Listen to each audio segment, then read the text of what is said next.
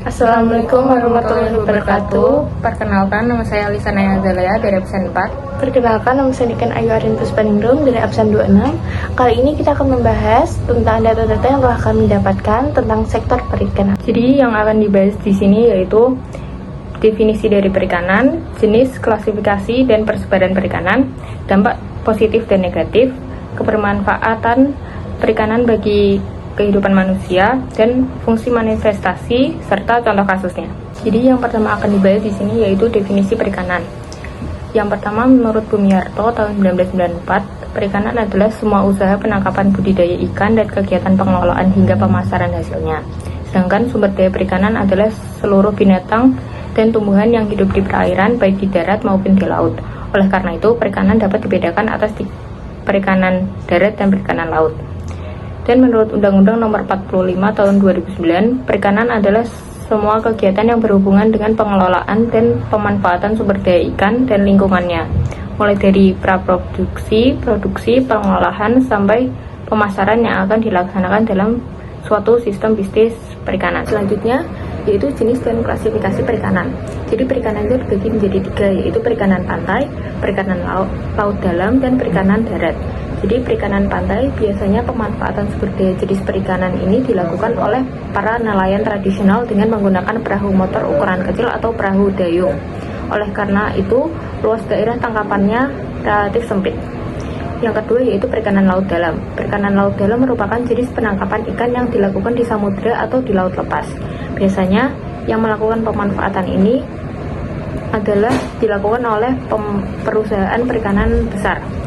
Jadi yang ketiga yaitu perikanan darat. Perikanan ini biasanya dilakukan di air tawar atau air payau. Pengelolaan dan pembudidayaan ikan biasanya dilakukan di daerah sungai, kolam, sawah, dan bendungan. Jadi selanjutnya yaitu dampak positif dan negatif perikanan. Jadi dampak positifnya yaitu sebagai sumber lapangan pekerjaan dan meningkatkan pendapatan produsen.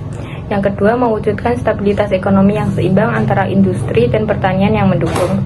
Yang ketiga, potensi ekonomi yang sangat besar dalam proses perdagangan lalu lintas internasional melalui 3 jalur laut kepulauan Indonesia. Selanjutnya yaitu dampak negatif. Yang pertama, terjadinya illegal fishing.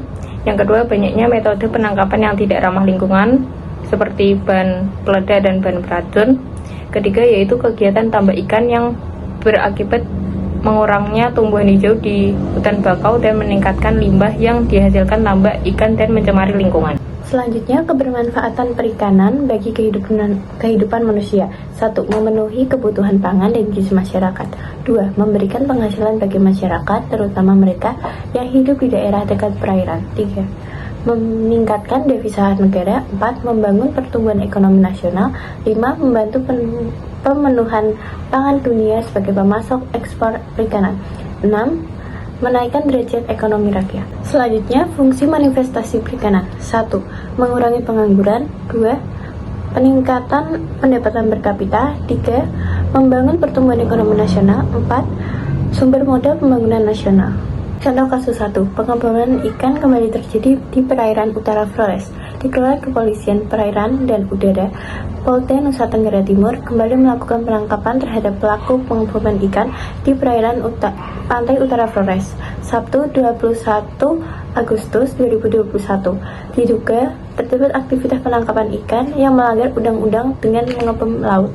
Lalu setelah itu, nelayan yang berada di atas perahu tersebut pun terlihat terjun ke dalam laut. Diduga dirinya mengambil ikan yang telah mati akibat terkena ledakan bom ikan.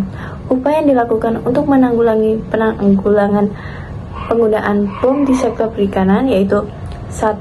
Hukuman sesuai pasal 81 ayat 1 Junto pasal 8 ayat 1 Undang-Undang Nomor 31 Tahun 2004 tentang perikanan ditambah dengan UU Nomor 45 Tahun 2009 tentang perubahan atas UU Nomor 31 Tahun 2004 dengan ancaman hukuman 5 tahun penjara dan denda material maksimal 2 miliar. Nomor 2, perlu adanya pendataan para pelaku usaha atau pedagang yang memperjualbelikan potasium sianida di seluruh wilayah NTT. Yang ketiga, Pemerintah perlu mendorong adanya pendidikan dan penyadaran tentang lingkungan. 4.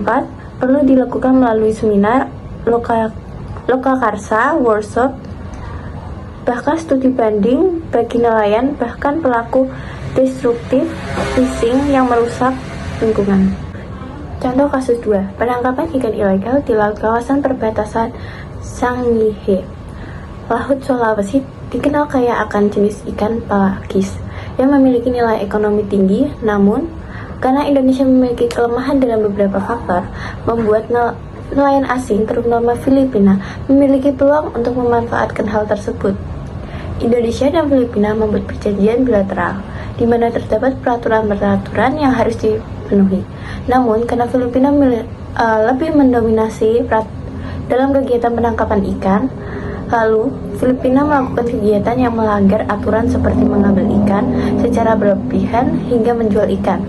Maka harus diadakan upaya untuk mengatasi illegal fishing. 1.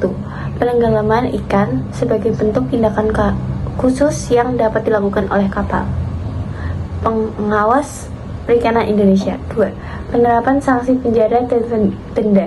3. Penguatan penjagaan. Contoh kasus 3. Cedera pada ekspor produk perikanan Indonesia ke Amerika Serikat tahun 2020. Penolakan produk perikanan ke Amerika Serikat karena beberapa faktor. Adulterasi yang terdiri dari filthy atau busuk, bakteri salmonella, zat insanitari, tidak memenuhi persyaratan sanitasi, dan lain-lain. Upaya yang harus dilakukan Indonesia terhadap permasalahan ini yaitu 1. Pemerintah melalui Badan Karantina Ikan dan Pengendalian Mutu Hasil Perikanan maupun perwakilan Republik Indonesia di Amerika Serikat melalui komunikasi dengan negara mitra terkait kejelasan kasus yang dimaksud. 2. Pengujian yang dilakukan metode, teknologi atau informasi terkait lainnya.